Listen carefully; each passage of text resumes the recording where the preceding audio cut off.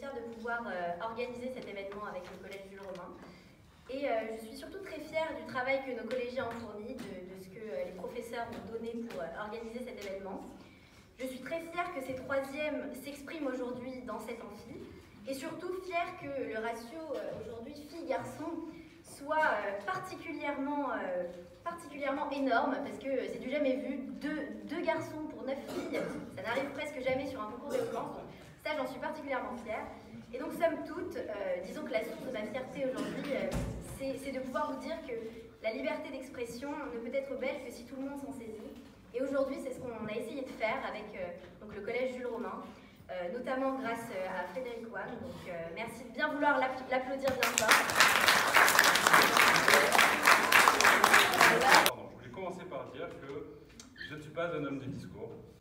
Même si dans mon métier, je cours souvent après les 10, les dyslexiques, les dyscalculiques, les dysgraphiques, mais que certains parmi aussi les qualifiés qui sont ici courent aussi après les 10, dont parfois ils s'éloignent.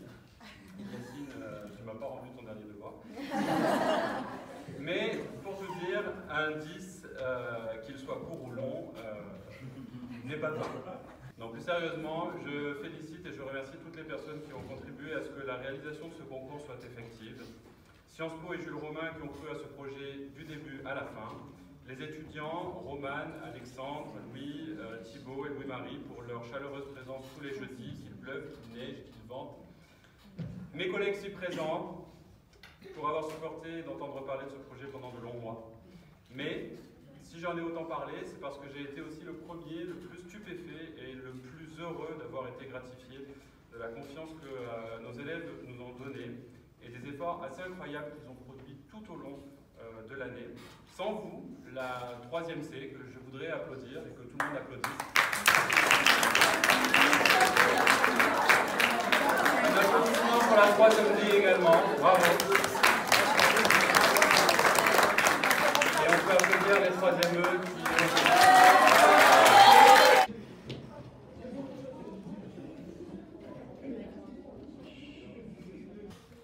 Peut-on rire de tout? Le rire, c'est cette expression de gaieté à travers des mouvements de bouche. Mais peut-on faire rire différentes personnes avec une même blague? À ce sujet, Pierre Desproges disait « On peut rire de tout, mais pas avec n'importe qui ». Et oui, à chacun son humour. Pourquoi les blagues Carambar me font rire et pas mon grand-père? Pourquoi les blagues de Gad Elmaleh me font rire et pas celles de Dieudonné? Mon cher public, tu es si perspicace. Tu l'auras compris, l'humour n'est pas un concept invariable, mais dépend bel et bien de l'époque dans laquelle on vit, de l'intention de la vanne ou encore de la réceptivité de la personne à la blague. Affirmer que l'on peut rire de tout est faux, mesdames et messieurs. Comment réagiriez-vous si je me mettais à marrer face aux grimaces d'un handicapé? Et sa mère alors, vous pensez qu'elle se serait mise à rire avec moi? Et oui, encore une fois mon cher public, tu l'auras compris, l'humour fait rire seulement s'il est travaillé. Le rire a des conditions. Le rire, ce n'est pas de la moquerie. Une blague qui divertirait tout un public français. Divertirait-elle tout un public de l'autre côté de la Méditerranée? Vous savez, il est si facile de nos jours de faire polémique d'une vanne grâce à nos chers et tendres réseaux sociaux. Pensez-vous vraiment que la célèbre réplique de Nabila « Allô, t'es une fille, t'as pas de shampoing » a amusé toutes les filles dans le monde, même celles qui n'ont plus un poil sur le caillou? Le rire est aussi une arme de défense massive. Encore faut-il savoir la manier sans passer du côté discriminatoire et la revendiquer au nom de la liberté d'expression. Alors, évidemment, certains diront que le malheur de notre société est qu'on ne rit pas assez. Mais si on se met à rire de tout, et même de nos valeurs, plus rien ne sera pris au sérieux. Alors, mesdames et messieurs, mon cher public, cher jury, aujourd'hui, je suis fière de vous compter parmi ceux qui pensent désormais qu'on ne doit pas rire de tout, parce que rire de tout, c'est rire au détriment de quelqu'un.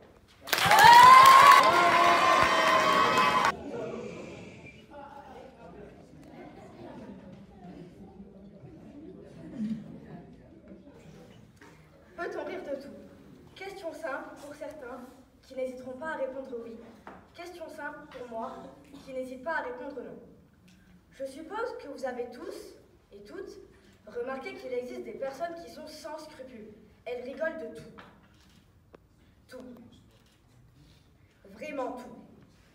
Par exemple, mon professeur d'histoire géo n'y connaît rien à la mode. Mais vraiment, rien de rien. Excusez-moi de rire, mais est-ce que vous en connaissez des hommes qui vont au travail avec des chaussettes roses imprimées bananes?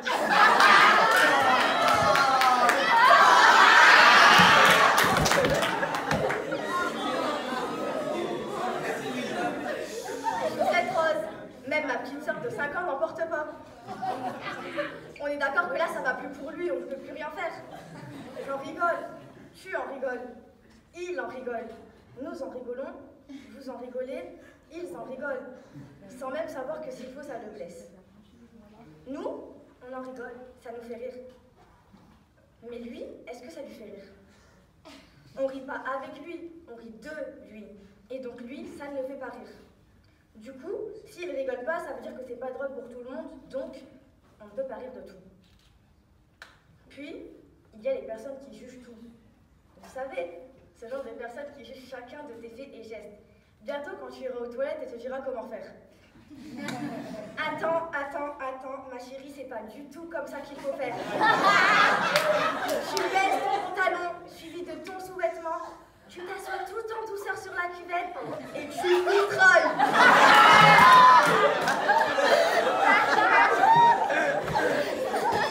Je suis d'accord pour dire que c'est hyper gênant. Et bien ces personnes-là, c'est les pires. Ah, regardez-le, celui-là, il est sur un fauteuil roulant. Ha, ha, ha. Soyez sérieux 2 minutes, s'il vous plaît. On est en 2019 et il y a encore des personnes qui se moquent d'handicapés. Comme dirait Nabila, allô quoi. Ils jugent, sans même savoir que la personne est comme ça de naissance ou qu'elle a risqué sa vie avant d'être comme ça. Juger sans savoir le quotidien de toutes les personnes présentes dans cette salle. Je pense que maintenant, vous savez qu'on ne peut pas rire de tout, ou plutôt que selon l'humour des gens, on ne peut pas rire de tout. Ouais! Comme l'a dit Jacques Brel, la bêtise, c'est de la paresse. La bêtise, c'est un type qui vit et il dit « ça me suffit ». Ça me suffit, je vais bien. Ça me suffit. Et il se botte pas le cul tous les matins en disant « c'est pas assez, tu ne sais pas cette chose, tu ne sais pas cette chose ». Je crois à la bêtise. C'est une espèce de graisse autour du cerveau, autour du cœur, je crois que c'est ça. 1h15, le bus démarre. Nous avons participé au roulant gastrique de notre très cher professeur de français. Excusez-moi, c'est pas moi. Ah non, c'est pas moi.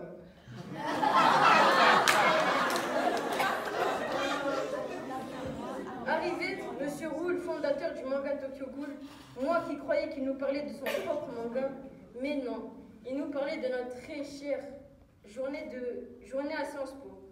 Mon pote, lui, qui a failli se casser la cheville en montant des escaliers, mais bon, je lui ai demandé ce qu'il avait, il me cite. Rien, juste les ligaments talofibulaires, traumatisme du pied, fibulocalcaïenne. Mais non, rien, ne t'inquiète pas. 18h15, 37 secondes et 3 millisecondes. L'heure de manger. Il y avait du coca. David, lui qui a connu que du cola, il a voulu essayer de pousser contre Rani, 4 fois champion du monde, poids léger, 64 kg au cul sec.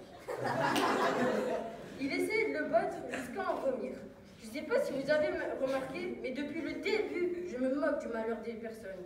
Est-ce que vous l'avez mal pris? Je n'attends pas de réponse à ces questions. Rien n'est vrai, rien n'est faux. Illusion du cœur qu'un vain espoir prolonge. Nos seules vérités, hommes, sont nos douleurs. Chers jurés, cher public, bonjour. Durant la vie, l'homme ressent des émotions, provoquées par des sentiments. Il vit des situations comiques où il peut intervenir émotionnellement, exprimer de la joie, de la tristesse ou bien encore de la colère. Mais le rire est l'un des sentiments que l'on peut lui provoquer. Pour commencer, qu'est-ce que le rire? Eh bien, le rire est une répétition de mouvements qui peut être provoqué par le chatouillement, le rire lui-même. On a même inventé un métier pour faire rire les gens. Humoriste, Jamel Debbouze, Gad Elmaleh, Coluche ou bien encore Jean Lassalle. Ce métier a également été créé pour un peuple en particulier, le nôtre, les Français, tellement les Parisiens sont coincés ducs. Postérieur. Je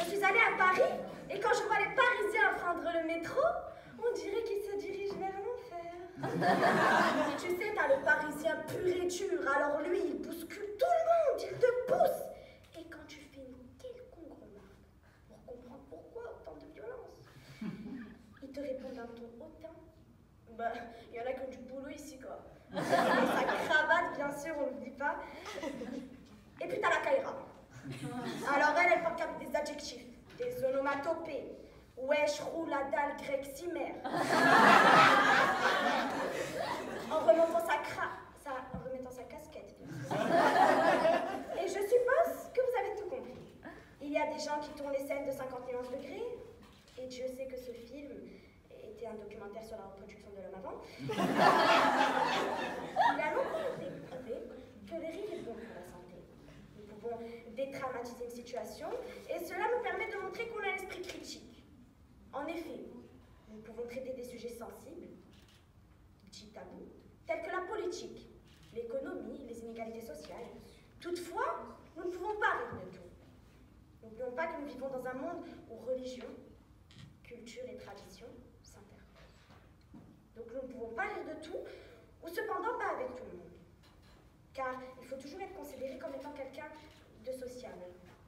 Le rire peut mener à la sociabilité, car quand on rit, on peut indirectement se moquer, et cela peut même nous porter préjudice.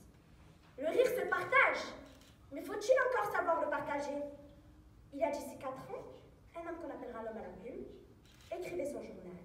Il était très ouvert d'esprit, et ce soir-là, très inspiré, dessina sa mort, à travers des couleurs, des dessins.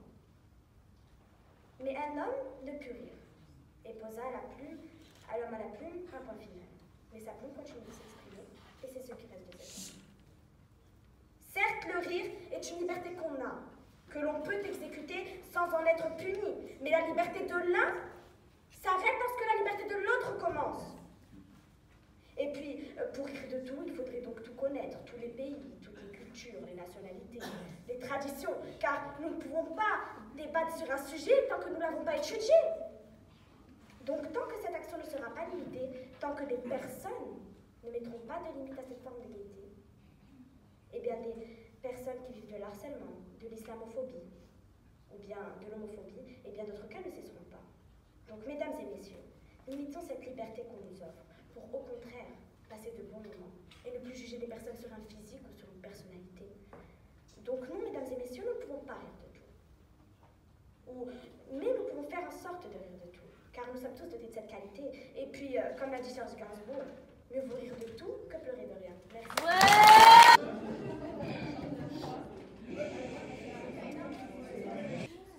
Mesdames et messieurs, bonjour.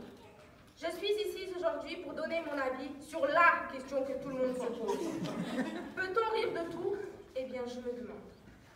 Certains diront que non, d'autres diront que oui, mais pas avec n'importe qui, bien sûr. Si on ne peut pas rire de tout, comment pourrait-on parler de... Oh merde.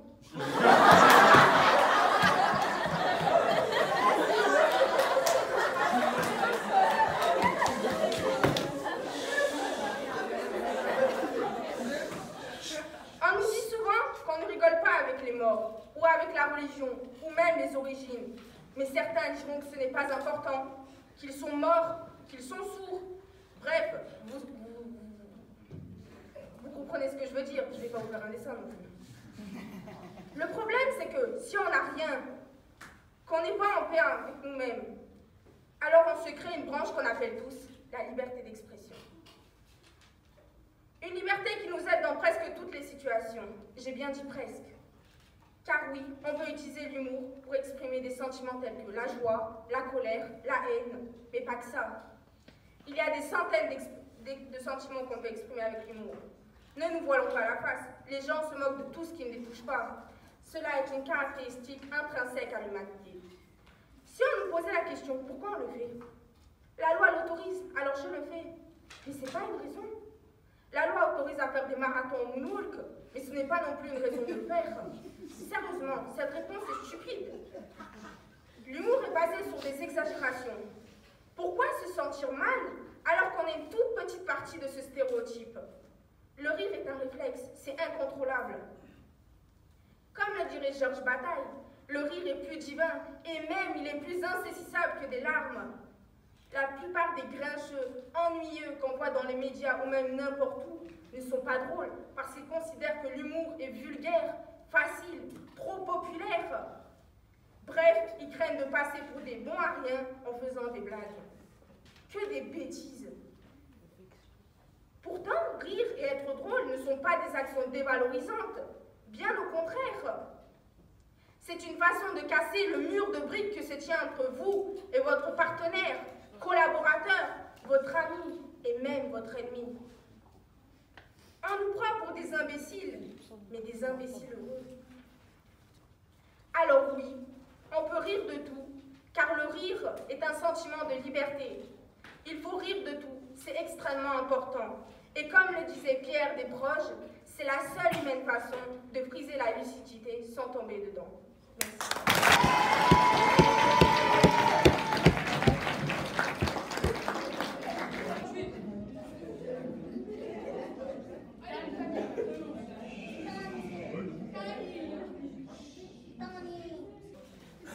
Mesdames, messieurs, charmants auditeurs, bonjour. Est-ce que quelqu'un s'est déjà demandé comment réussir sa vie? Je ne vais pas vous demander de réfléchir parce que je sais que ce n'est pas le confort de certains, mais bon, je ne sais pas le nom. Moi, je me suis posé la question. Et comme on le fait tous, j'ai cherché sur Internet. J'ai vu que plein de gens disaient « J'ai un bac plus 8, je suis toujours au chômage ». Je vois ça, je me dis « Ok ».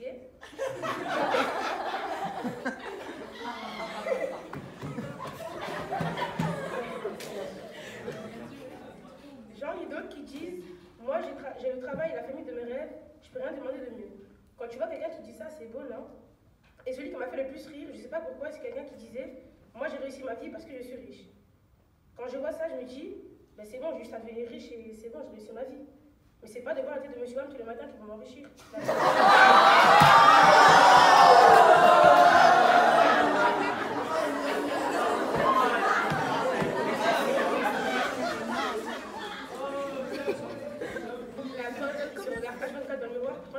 Il est toujours là, malheureusement.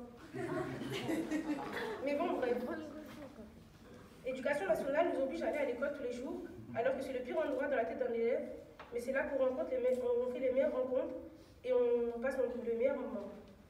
Quand j'ai dit ça à ma mère, elle m'a dit « Mais de quoi veux-tu devenir riche ?» Ben, j'ai pensé que... Désolée. Ben, moi, je ne pense pas que c'est aujourd'hui que nous connaîtrons la recette du bonheur. Comme un philosophe le disait, savoir se contenter de ce qu'on a, c'est d'être riche. Merci.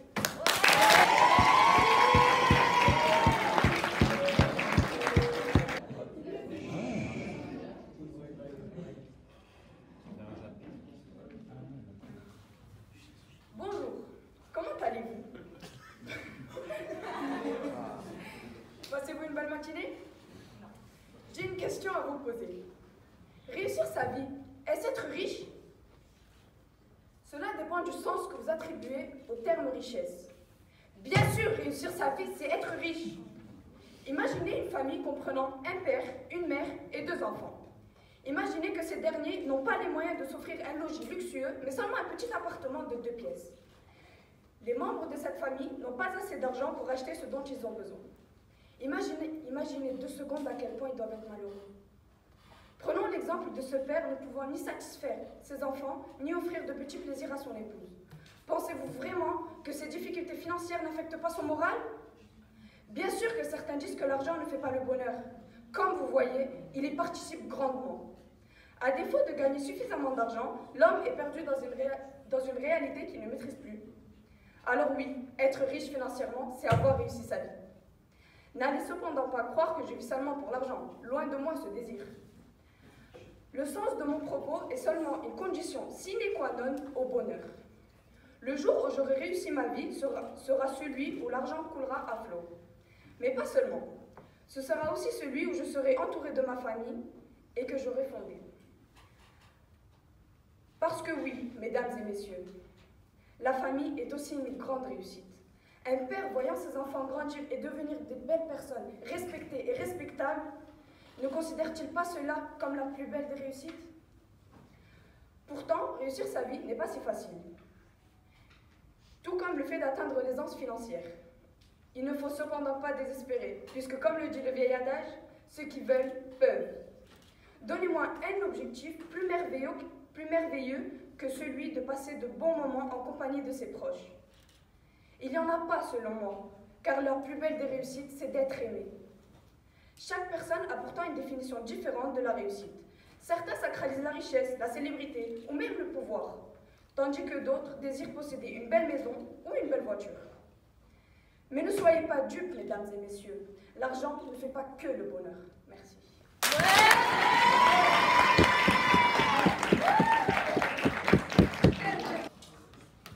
Réussir sa vie ou réussir dans la vie.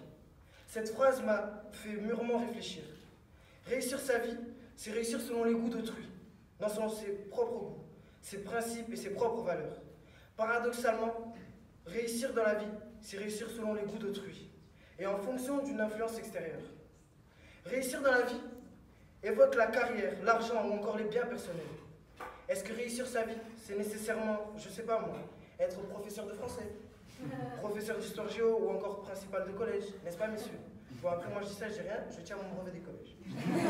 Enfin bref, de nos jours, on ne parle plus de réussir sa vie, mais bien de réussir dans la vie, ou encore de gagner celle-ci. Amasser une fortune est devenu une obsession, pour tous, même pour vous. Que ce soit pour subvenir à ses propres besoins ou ceux de sa famille. Mais finalement, à quoi nous sert l'argent? N'est-il pas aussi source de problèmes, de convoitise ou de rivalité? La société d'aujourd'hui est impitoyable avec les êtres dépourvus d'argent, car ils sont perçus comme des moins que rien, des parias de la société. L'argent freine l'humanité en divisant les hommes par leur classe sociale et à travers des conflits. La vie a-t-elle un but? Est-elle une compétition ou encore une course? Les riches pensent que la vie est un rêve, mais cela veut-il dire que les pauvres vivent un cauchemar?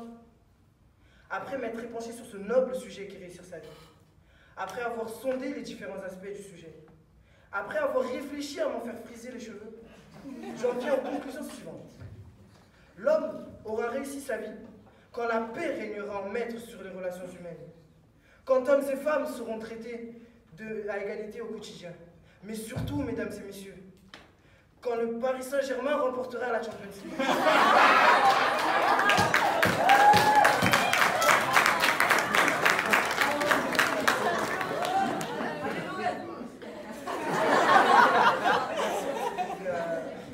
Plus sérieusement, réussir sa vie, ce n'est pas être riche. Car pour l'homme avec un grand H, réussir c'est être heureux, avoir un foyer, mais par-dessus tout la santé. Car oui, mesdames et messieurs, on achète des médicaments mais pas la santé. On achète une maison mais pas un foyer. On achète des petits plaisirs mais pas le bonheur. La vie est un périple à savourer et non pas à dompter pour réussir. La vérité n'est pas au bout du chemin, elle est le chemin même. Merci.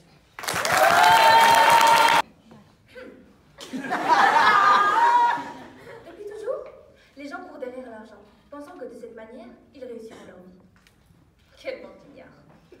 Mais moi, je connais le secret de la réussite, celui du bonheur ultime. Ce secret recherché par le monde entier depuis la nuit des temps, mais qui jusqu'à maintenant reste un mystère, alors que la réponse est le plus limpide. Aujourd'hui, mesdames et messieurs, préparez-vous, car je vais vous révéler la solution à l'énigme de la vie réussie. La clé qui nous permet d'ouvrir la porte menant au bonheur, eh bien, c'est nous-mêmes. Oui, qui l'eût cru? Nous avons trop tendance à nous rabaisser et penser que nous sommes des moins que rien. Mais depuis notre naissance, nous sommes des champions.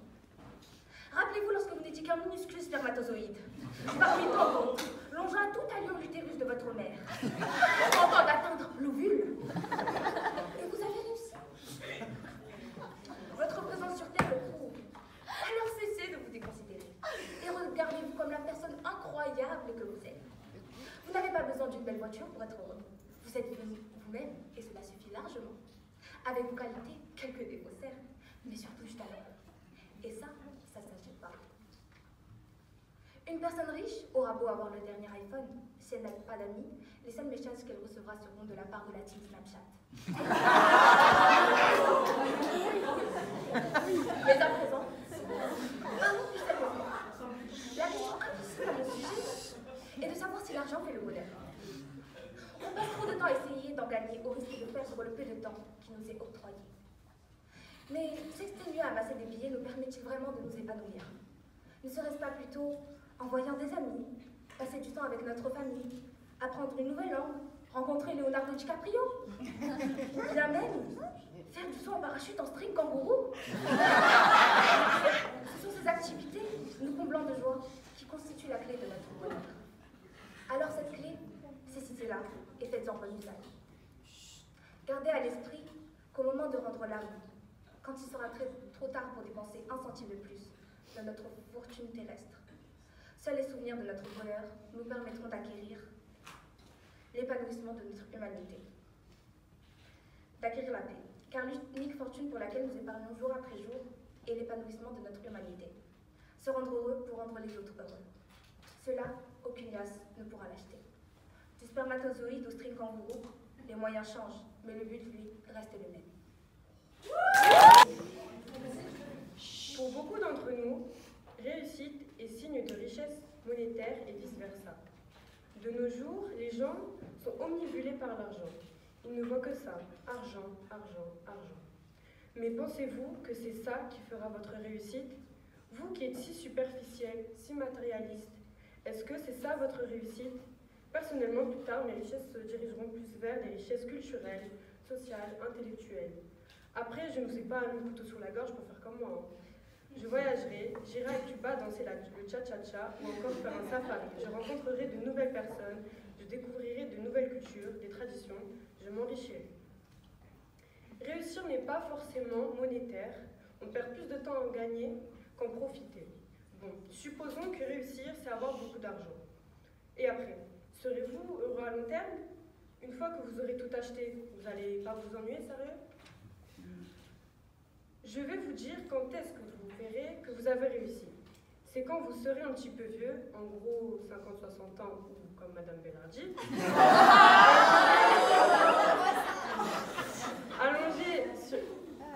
allongé sur votre transat dans le jardin de votre petite maison, en train de siroter un jus. Un air nostalgique va venir vous caresser le visage, vous allez repenser à tous ces voyages, toutes ces rencontres, des souvenirs, joie et bonheur vont vous donner le sourire. C'est donc ça la réussite, ne pas se soucier des factures, du prochain sac, de la dernière voiture que vous vas acheter, toi tu veux la même. Déjà que t'as pas de personnalité en plus.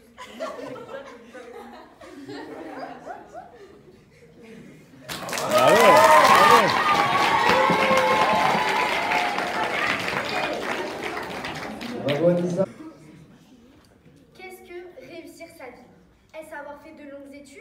Est-ce avoir plein d'argent? Est-ce être populaire? Non, c'est beaucoup plus simple que cela. De nos jours, nous nous focalisons trop sur le superflu de la vie. Mais pour notre plus grand malheur, cela n'apporte pas que des avantages. Mais qu'est-ce qu'être riche, me diriez-vous? Est-ce habiter sur Beverly Hills, en Californie ou même à Menton? Est-ce manger du homard, du caviar ou même un foie gras poêlé dans sa rivière? Que dis-je? Dans son océan de truffes blanches habillées de cerises sauvages du Tibet oriental? Tout cela nous ouvre l'appétit, mais posons-nous les bonnes questions. Ainsi disais-je, pourquoi se fixer aux choses matérielles qui disparaîtront tôt ou tard, alors que nous pourrions nous recentrer sur nos familles, nos amis, nous? Après, forcément, vous me diriez, oui, mais la plupart des gens qui sont réussis leur vie, ils sont blindés d'argent. Mais attendez, je voudrais tout de même apporter une petite précision. Et pour ça, prenons un exemple, ou plutôt exemplifions. Imaginons que Mélanie, 35 ans, vive dans un studio parce qu'elle n'a pas les moyens d'acheter ou même de louer une maison, et que du jour au lendemain, son père décède. Or, à sa mort, il lui lègue un héritage immense qu'elle récupère dans la totalité sans avoir fait aucun effort. Et donc là, jusqu'à preuve du contraire, on ne peut pas dire qu'elle a eu cet argent en réussissant sa vie. Et entre nous, le hasard est à la réussite ce que M. Bonomo est à la mode française. Perlimpinpin. Au fond, pourquoi réussir sa vie ne serait pas juste avoir une famille, avoir de quoi les nourrir, les distraire, les rendre heureux, nous rendre heureux? N'est-ce pas suffisant comme raison? Pour vous, le bonheur ne serait-il pas un signe de réussite? Comme le disait le très célèbre petite maison ensoleillée, non, manoir luisant, non, Chateaubriand. Bref, le vrai bonheur coûte peu, mais s'il est cher, il n'est pas d'une bonne espèce. Chacun son avis, mais j'ai tendance à considérer qu'on ne peut pas réduire la réussite d'une personne à sa situation financière. Réussir sa vie, ce n'est pas être riche. Car si l'on doit penser de cette manière, alors chacun de nous doit encore travailler durement pour réussir sa vie. Et malheureusement, dois-je vous rappeler que vous, hommes et femmes, nous n'avons pas les mêmes prédispositions physiques et intellectuelles? La réussite ne peut être une catégorisation, tout le monde peut l'obtenir. Et puis comme on dit, l'argent ne fait pas le bonheur. Pensez ce que vous voulez, mais le jour où vous n'aurez plus rien, sachez que ce ne sont pas vos biens matériels qui vous sauront, mais votre famille, vos amis et les personnes qui comptent le plus pour vous. Elles seules seront là pour vous. Ainsi, comme l'a dit Voltaire, la grande affaire et la seule qu'on doive avoir, c'est de vivre heureux.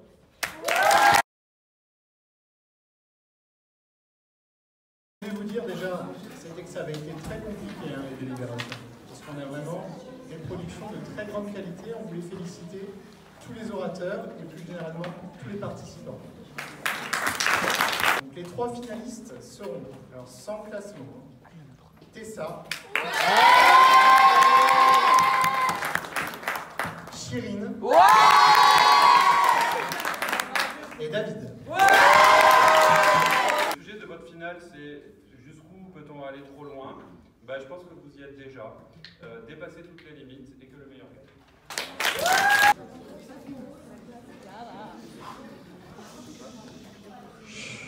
Jusqu'où peut-on aller trop loin? Logiquement, j'aurais dit jusqu'au bout du monde. Mais on va essayer d'aller encore plus loin. Donc pour mon exemple, je vais vous parler d'un sport que tout le monde connaît. Vous savez, ce sport que la plupart des personnes aiment tant. Ce sport qui passionne des millions de personnes. Ce sport qui réunit tout un tas de pays. Ce sport où l'on doit marquer des buts. Ce sport qui a ramené la coupe à la maison. Oui, je parle bien du football. Alors, je sais qu'il y en a dans le public qui vont se dire pourquoi ils nous parlent de foot, on est dans un truc d'éloquence. Alors, pour ces personnes-là, merci de bien vouloir fermer votre bouche et d'écouter ma réponse. Je pense que vous savez tous comment se passe un classico. Paris-Marseille, PSG-OM, Lyon contre Châton. Dans les 2 cas, les supporters de ces 2 équipes se battent toujours pour rien. Le premier sort une insulte, donc l'autre se défend, puis un autre arrive pour défendre l'autre qui se fait agresser par un autre. Et puis ça part en bagarre.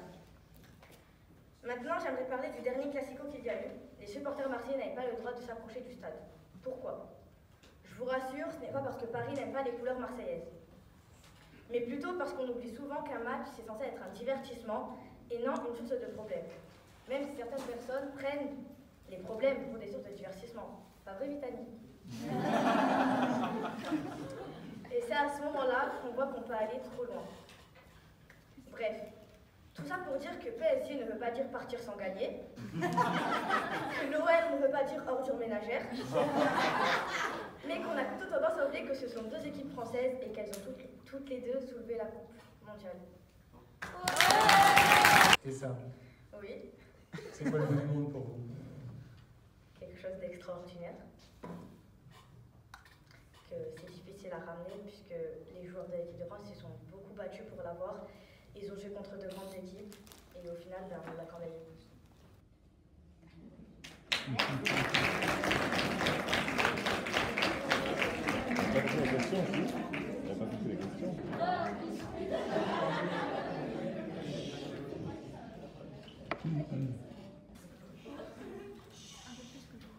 Jusqu'où peut-on aller trop loin? C'est la question que tout homme se pose. Je trouve que le mot trop est inapproprié à cette question. Car oui, mesdames et messieurs, l'homme n'a cessé de s'imposer des limites au cours de l'histoire.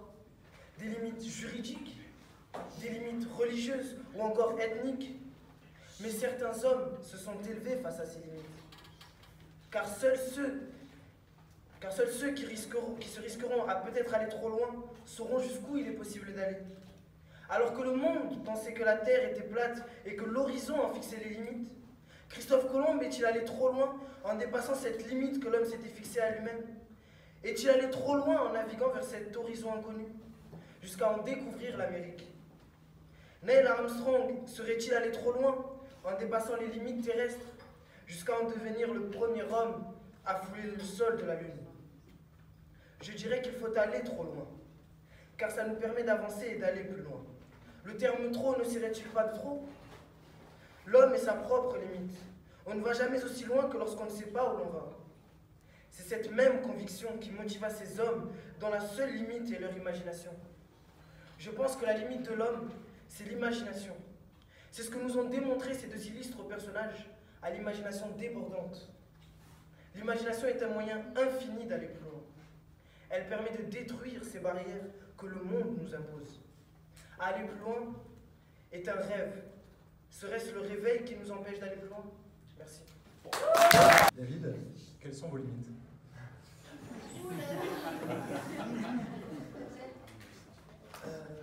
Je dirais que mes limites sont les lignes de cette feuille.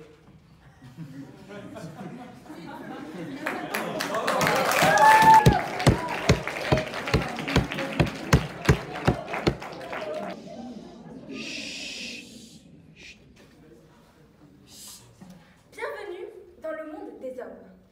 Un bien grand monde pour un si petit âge. Un monde dans lequel les femmes sont les reines de la cuisine et du ménage. Un monde dans lequel elles passent du temps à faire du lèche-vitrine. Un monde dans lequel il ne leur est nul besoin de travailler, puisque maman rapportera l'argent à la maison ce soir. Nulle nécessité ne fait non plus jour quant à leur éducation. Du moment qu'elles maîtrisent l'art du fer à repasser, elles ont acquis tout ce que la vie avait à leur apporter en termes de connaissances. Bienvenue dans ce monde formidable, où il est possible à l'homme, comprenez par cela un individu dont la caractéristique principale est d'être doté d'un pénis, même lorsqu'il est petit, d'abord pour leur sang n'importe quelle femme. Comprenez en cela une chose dont l'objectif principal est perpétuer l'espèce. Quel monde merveilleux, mais qui est pourtant notre réalité à toutes. Chaque jour, 145 femmes sont violées en France. Mais cela n'est que la partie immergée de l'iceberg. 145 femmes par jour sans compter celles qui se taisent. 145 femmes par jour sans compter le nombre de vies brisées. 145 femmes par jour sans compter celles qui vivent dans la peur que ça pourrait leur arriver. Si seulement une minorité de femmes a subi et subira ces crimes irréparables, c'est bien une majorité qui souffre chaque jour du harcèlement de rue. Mais c'était sa faute. Elle n'avait qu'à pas s'habiller comme une pute. Jusqu'à preuve du contraire, l'espace public appartient tant aux hommes qu'aux femmes. L'injustice reste pourtant totale quant à l'utilisation que les uns et les autres en font. Rentrer tard le soir, une bombe dans le sac, par peur de se faire agresser. Une main baladeuse dans le bus, comme tous les matins. Des sifflements pour une jupe au-dessus du genou. Mais c'est normal. Ça, c'est aller trop loin. Quand cette inégalité criante s'arrêtera-t-elle? Cette violence quotidienne et généralisée, presque normalisée au regard de la société. N'avons-nous pas fixé la limite trop loin pour considérer ces agressions comme normales? De quelle planète viennent ces créatures incapables de contrôler leurs pulsions? Ce sont à mes yeux bien plus des animaux que des individus dignes de raison.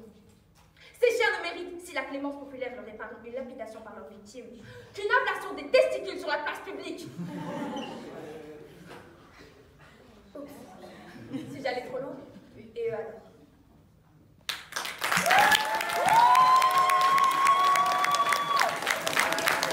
Du coup, pour rebondir un peu sur le sujet, jusqu'où peut-on aller trop loin? Une question un peu plus philosophique. Aller trop loin, est-ce se perdre? Aller trop loin, c'est se perdre. Oui. Aller trop loin, c'est se perdre. On blesse des gens, des personnes avec des sentiments. À la fin, on n'y gagne quoi? Rien. Alors oui, c'est se perdre.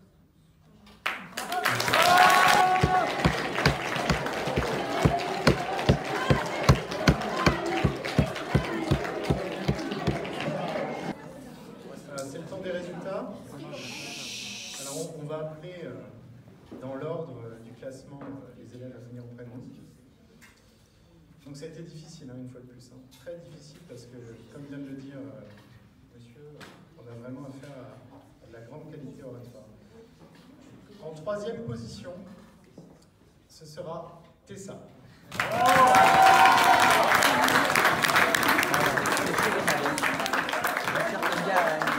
Regarde là.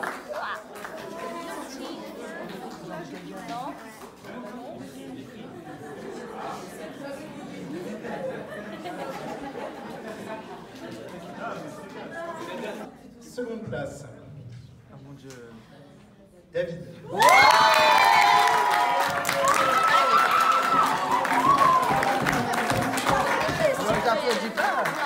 Et enfin, pour son magnifique plaidoyer, Chirine.